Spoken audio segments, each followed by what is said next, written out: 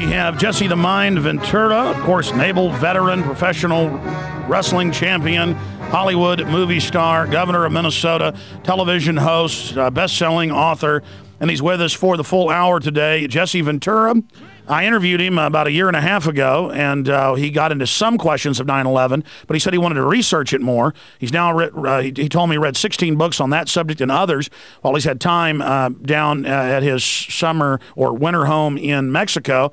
And he said he'd be happy to get into 9/11. Just he brought it up, so he's staying with us a little bit longer to have time to get into that. Governor Ventura, you've got the floor. Give us your take on 9/11. Well, first of all, Alex, let me state this. You know, being ex-military, when the attack initially took place and I was governor, I went on a very focused tunnel vision mode that our country had been attacked and what the hell do we need to do to repel it. So I today kick myself because at that point in time I had a position of power, and if I would have, you know, not been the way I was, the way all of us were so shocked when it happened, that in that position of power, I could have raised a lot more questions at that time about the things that went down that day, and where today, when I raise those questions, naturally it doesn't quite have the impact that it would have had back then. But to me, it's questions that are not being answered and haven't been answered about 9/11.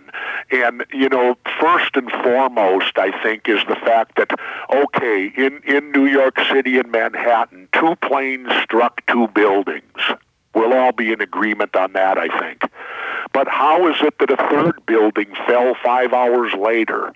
You know, what they call World Trade Center building number 7. And for people that think, well, it was just a smaller building, it was 51 stories high, which of course in Manhattan probably isn't that big of a building, but if you were to move that building to Austin, Texas, or to Minneapolis, Minnesota, it would be a huge building. It's the biggest. How could this building just implode into its own footprint 5 hours later? That's my first question. The 9/11 Commission never even brought it up. They didn't devote even 1 page to that in their big volume of investigation. Number 2, how could those buildings fall at the speed of gravity? You know, if you put a stopwatch on them, both of those World Trade Center buildings were on the ground in 10 seconds. How can that be? If you took a billiard ball and dropped it from the height of the World Trade Center in a vacuum, it would hit the ground in 9.3 seconds. And if you took that same billiard ball and dropped it 10 stories at a time and merely stopped it and started it, it would take 30 seconds. If you dropped it every floor of the World Trade Center to the ground, simply stopping and starting it on gravity, it would take over 100 seconds to reach the ground. Amazing. And yet they're telling us that, and I could go on now after studying it, the planes hit the building. Okay, jet fuel is 4/5 kerosene, which is not a hot-burning fuel. And they want us to believe that it melted these steel-structured girders and caused these buildings to pancake collapse to the ground. I was on the site within 2 weeks after it happened, and I saw none of these pancakes. Wouldn't they all be piled up in a huge mass on the ground? And yet everything was blown into dust. Aerosolized. You know, and when you look at it from that aspect, none of it makes any sense. If you apply common sense again to it, it does not make any sense. Never before in the annals of history has a fire caused a steel-structured building to fall to the ground. Governor Ventura, who did. As the way, 3 of them did. Governor Ventura, stay with us. 70-second break. We're coming right back to you.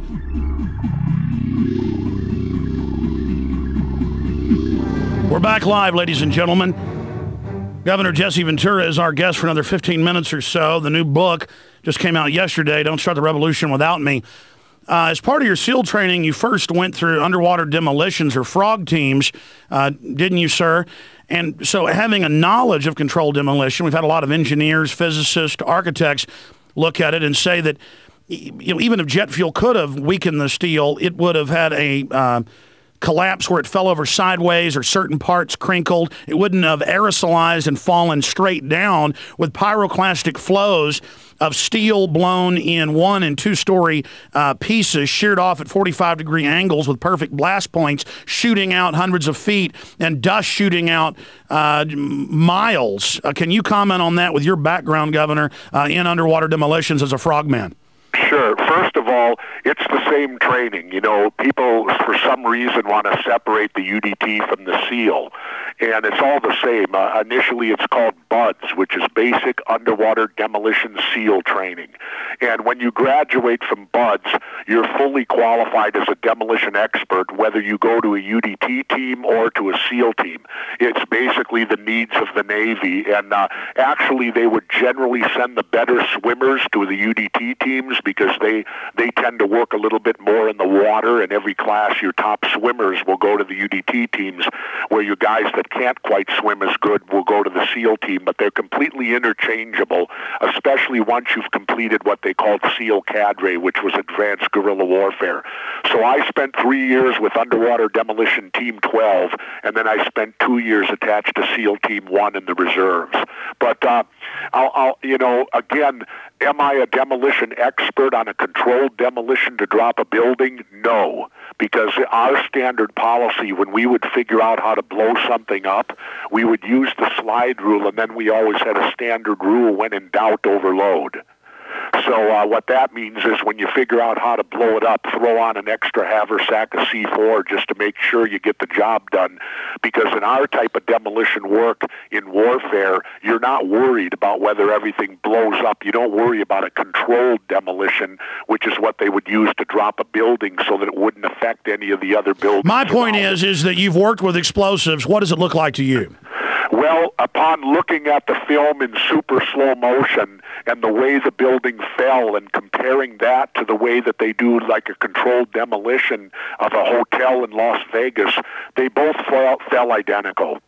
And it just is beyond me. And I kick myself for when it initially happened that the light didn't go off. But again, I was so shocked that this thing had even taken place that I apologize for not being more aware, but I don't think I was alone, as were most of the people in the United States. Well, what about 7? I mean, you talk about the free fall speed of the 110-story towers at the speed of gravity. 7 falls at the speed of gravity, and it's the classic where you see the penthouse fall, the central beam, they blow out, then they blow the side beams, it collapses. The CIA, the FBI, Defense Intelligence, we're all based there. We have videos of police saying, get back, they're going to blow it up.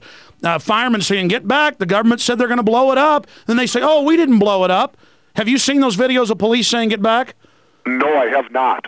I haven't seen those, but I did watch the actual film of Building 7 going down, and in my opinion, there's no doubt that that building was brought down with demolition, and when you look at how that building came down, it came down identical to the other two. Just incredible.